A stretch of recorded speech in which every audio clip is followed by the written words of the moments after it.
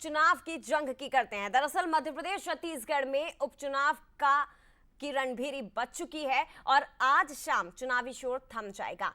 महत्वपूर्ण बात यह है कि 13 नवंबर को मध्य प्रदेश और छत्तीसगढ़ एमपी की 2 विधानसभा सीटें जहां उपचुनाव होना है और छत्तीसगढ़ की 1 सीट पर उपचुनाव होगा। 13 नवंबर को वोट डाले जाएंगे।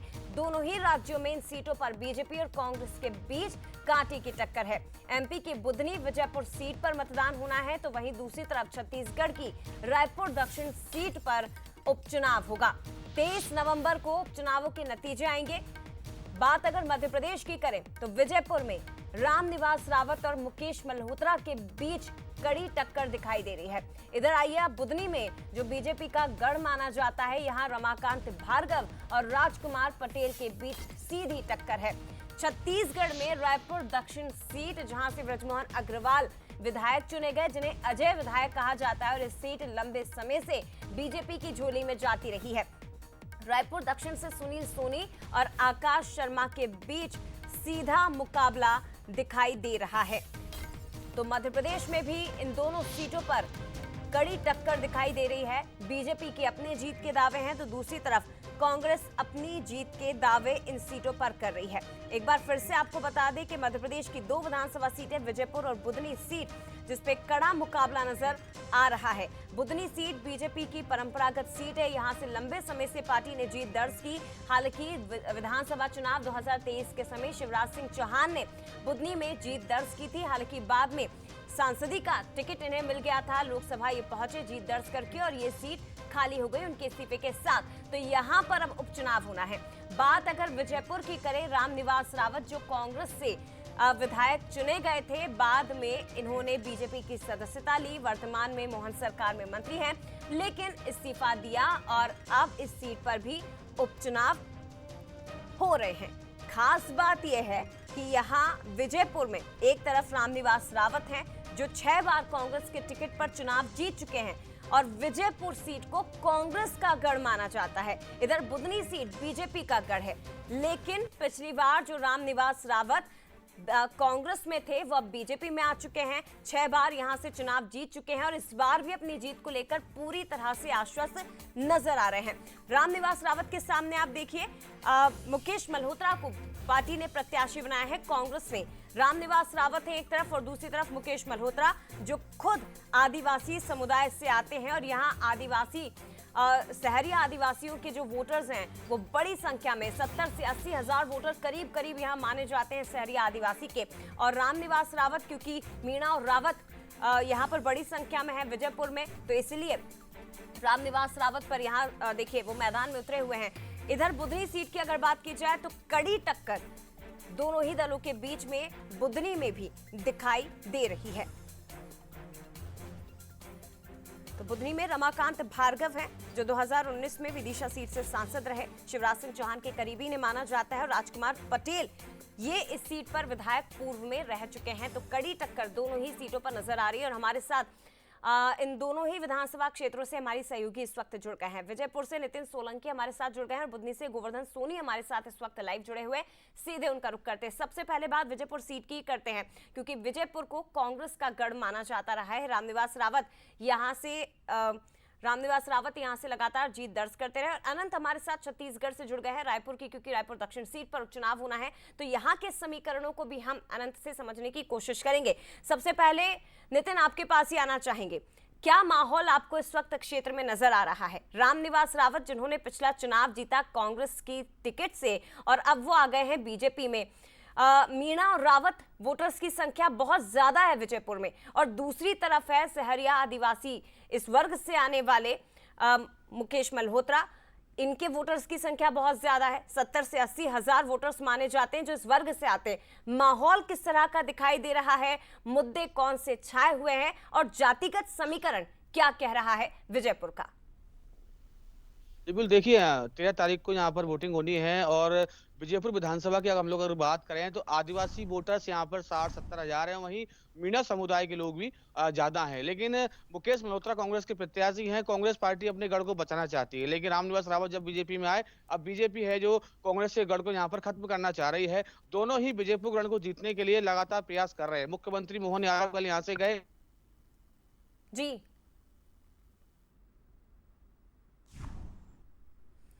चलिए नितिन से फिर से हम जुड़ने की कोशिश करेंगे, लेकिन बुधनी आपको लिए चलते हैं। गोवर्धन सोनी हमारे साथ इस वक्त जुड़ गए हैं। गोवर्धन, जरा बताइए बुधनी में क्या माहौल दिखाई दे रहा है? बीजेपी की परंपरागत सीट, लेकिन इस बार कांग्रेस पूरी कड़ी टक्कर देती हुई यहाँ पर नजर आ रही है। क्या तस्वीरें आपको यहाँ दिखाई दे रही हैं? रमाकांत भार्गव और दूसरी तरफ डॉक्टर राजकुमार पटेल। बिल्कुल, मैं आपको जो बताना चाहूंगा कि बुधनी विधानसभा जो कि 18 वर्षों से बीजेपी का लगातार गढ़ बनी हुई है, और माननीय शिवराज सिंह चौहान जी के इस सीट को संसदीय क्षेत्र में जाने के बाद, केंद्रीय मंत्री बनने के बाद ये सीट खाली है।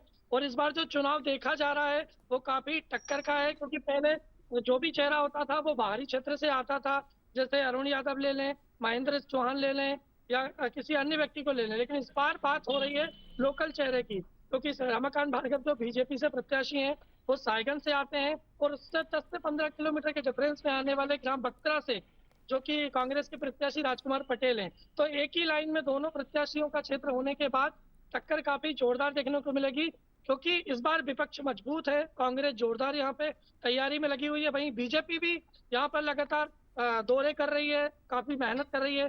जैसा कि मैं आज बताना चाहूंगा कि भैरुंदा में आज केंद्रीय मंत्री माननीय शिवराज सिंह चौहान का भी आज दौरा रहेगा। और आज जहां तक चुनाव अंतिम छोर पर है, आज यहाँ पे चुनावी बिल्कुल तरह से थम जाएगा, और टक्कर काफी कांटे की होने वाली है। इस बार चुनाव काफी रोमांचक होने वाला है बुधनी विधानसभा। जय। मतदाताओं के मन को पढ़ने की कोशिश क्या हम कर सकते हैं गोवर्धन, बुधनी की अगर बात की जाए? क्योंकि एक तरफ राजकुमार पटेल है जो किरार समाज से आते हैं, और दूसरी तरफ है रमाकांत भार्गव। ये कहा जा रहा है कि बुधनी विधानसभा में करीब 21 साल बाद बीजेपी ने गैर किरार उम्मीदवार को मैदान में उतारा है। इसका असर दिखाई देगा क्या? बताना चाहूंगा, काफी किरार समाज काफी ज्यादा संख्या में यहाँ पर है। लगभग बख्तरा क्षेत्र मान के चले तो 40,000 प्लस वहाँ पर किरार समाज के वोटर आते हैं। लेकिन अब देखा जाएगा कि जनता का आखिर मन किस तरीके से, कहाँ जनता अपना वोट करती है, ये तो अपना मत होता है, जनता को अधिकार है। लेकिन बिल्कुल मुकाबला खड़ा होने वाला है, और बेरोजगारी के कई मुद्दे हैं, विपक्ष ने उसको मजबूत बनाया है। कई मामले ऐसे हैं जो बीजेपी के शासन में नहीं हो पाए, कांग्रेस उनको मुद्दा बनाकर चल रही है, और वोटर भी कहीं ना कहीं जागरूक नजर आ रहा है। लेकिन चुनावी समीकरण इस बार काफी बदलाव लेकर आएगा। जय। ठीक है, यानी कि ये कहा जा सकता है कि यहाँ पर भी फिलहाल मतदाता जो हैं वो साइलेंट मोड में नजर आ रहे हैं, और 13 नवंबर का जो वोटिंग होगी तो पता चलेगा कि आखिर मतदाताओं के मन में क्या है। बात अब छत्तीसगढ़ की एकमात्र सीट की करते हैं, रायपुर दक्षिण की सीट जो बीजेपी का गढ़ रहा। अजय विधायक बृजमोहन अग्रवाल यहाँ से जीत दर्ज करे थे, लेकिन सांसद जब चुने गए तो उन्होंने यहाँ से इस्तीफा दे दिया, और अब सुनील सोनी मैदान में उतारे गए हैं। अनंत, क्या समीकरण इस सीट पर बनते दिखाई दे रहे हैं? क्योंकि बीजेपी और खुद मुख्यमंत्री विष्णुदेव साय पूरी तरह से आश्वस्त हैं, ये मानते हैं कि चुनौतियां हैं, लेकिन हम इस सीट पर जीत दर्ज करेंगे। और दूसरी तरफ यहां एक बार फिर से गूंजता हुआ सुनाई दे रहा है बाहरी और आंतरिक का मुद्दा। बिल्कुल साफ तौर पर देखिए, जब भी रायपुर दक्षिण का जिक्र होता है तो लगातार भारतीय जनता पार्टी के गढ़ का बात होता है।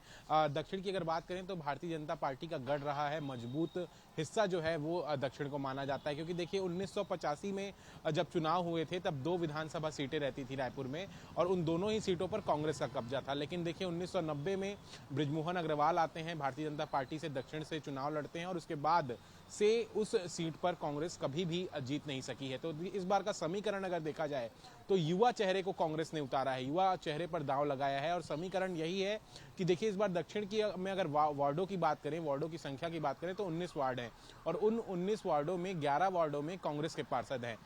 संख्या ज्यादा है कांग्रेस पार्षदों की। तो इस बार जो बैठकें हुई थी, जो समीकरण तय हुआ था, वो वार्ड पार्षदों को सभी जगह जा जाके जिम्मेदारी जो दी गई थी, और लोगों को कांग्रेस के पक्ष में एक माहौल बनाने का भी कहा गया था। और देखिए 13 तारीख को चुनाव होंगे, और युवा वर्सेस एक अनुभव का जो चेहरा है, सुनील सोनी का जो अनुभव है वो देखा जा रहा है। क्योंकि सुनील सोनी काफी वरिष्ठ नेता हैं, अगर पूर्व सांसद भी रहे हैं, उसके अलावा महापौर रहे हैं, और कई बड़ी जिम्मेदारियों में रहे हैं। तो देखना होगा इस बार जनता का मूड जो है वो किस पर होता है, क्योंकि लगातार अगर बात की जाए तो दक्षिण पे बृजमोहन अग्रवाल प्रचार प्रसार करते नजर आ रहे हैं, जनता के बीच जाते नजर आ रहे हैं और यह भी कह रहे हैं कि देखिए विधायक जो होगा अब दक्षिण का वो मैं ही रहूंगा, सदा मैं ही रहूंगा, लेकिन इस बार आपको पार्टी को जिताना है, भारतीय जनता पार्टी को जिताना है। तो देखना होगा क्या युवा अच्छा, चेहरे पर इस अनंत, बार एक और चीज जरा क्लियर करिए। 1985 में भी कांग्रेस रायपुर विधानसभा की सीट जीती थी और उसके बाद बृजमोहन अग्रवाल आए, वो लगातार इस सीट पर जीत दर्ज करते रहे, सीट लगातार बीजेपी की झोली में जाती रही। अब क्योंकि यहाँ पर जैसे मैंने पूर्व में कहा कि बाहरी प्रत्याशी का मुद्दा भी उठाने की कोशिश की जा रही है और दूसरी तरफ ये भी बताया जा रहा है कि सुनील सोनी के पक्ष में बीजेपी का कोई बड़ा नेता नजर नहीं आया, केवल बृजमोहन अग्रवाल ही लगातार प्रचार प्रसार कर रहे हैं। अनुकंपा नियुक्ति की भी बात यहाँ पर कही गई, तो क्या ये मतदाताओं के मन में कहीं घर करता दिखाई दे रहा है क्या इस तरह की बातें? बिल्कुल साफ तौर पर देखिए कांग्रेस पार्टी जो है इस बार युवा चेहरे के साथ तो उतरी है, लेकिन माहौल जो है, जो पक्ष जो है, एक तरीके से देखा जाए सुनील सोनी के बारे में जो राजनीतिक बयानबाजियां निकलकर सामने आती है, उन्हें अनुकंपा नियुक्ति के सहारे जो है प्रत्याशी बनाया गया है, ऐसा कांग्रेस की पार्टी कहते नजर आ रही है। लेकिन देखिए खासा प्रभाव जो है वो नजर नहीं आ रहा है, क्योंकि बृजमोहन अग्रवाल सभी जगहों पर, सभी जब प्रचार करने सुनील सोनी पहुंच रहे हैं तो हर जगहों पर बृजमोहन अग्रवाल की मौजूदगी देखनी जा रही है और कहीं ना कहीं जनता का जो मूड वो अगर देखा जाए तो वो भी बृजमोहन अग्रवाल के पक्ष में नजर आ रहा है। लेकिन इस बार जो युवा चेहरे हैं आकाश शर्मा, उनके पक्ष में भी जो युवा वोटर्स हैं वो जाते नजर आ रहे हैं, जितने जो स्टूडेंट्स हैं वो उनके साथ मौजूद खड़े नजर आ रहे हैं। तो युवा बनाम एक तरीके से देखिए बृजमोहन अग्रवाल का ये चुनाव हो रहा है और एक तरीके से देखा जाए तो जब चुनाव होंगे तो इस बार जितनी जो अव्यवस्थाएं हैं दक्षिण को लेकर उसे कांग्रेस पार्टी लेकर सामने जाना चाह रही है और कहा यह जा रहा है कि देखिए 34 साल से भाजपा का गढ़ रहा है, तो इससे 34 साल के भाजपा के गढ़ को कांग्रेस पार्टी कहते नजर आ रही है, उनके घमंड को ये 34 साल का युवा ही जो है वो तोड़ता नजर आएगा। तो देखना होगा, एक तरफ युवा चेहरा है अनंत और दूसरी तरफ अनुभवी चेहरा जो बीजेपी की ओर से मैदान में उतारा गया है, लेकिन टक्कर कड़ी इस सीट पर फिलहाल दिखाई दे रही है। शुक्रिया आपका अनंत जानकारी के लिए। इसके साथ ही तमाम जो सहयोगी हमारे साथ जुड़े थे आपका भी बहुत धन्यवाद। तमाम बातचीत के लिए आगे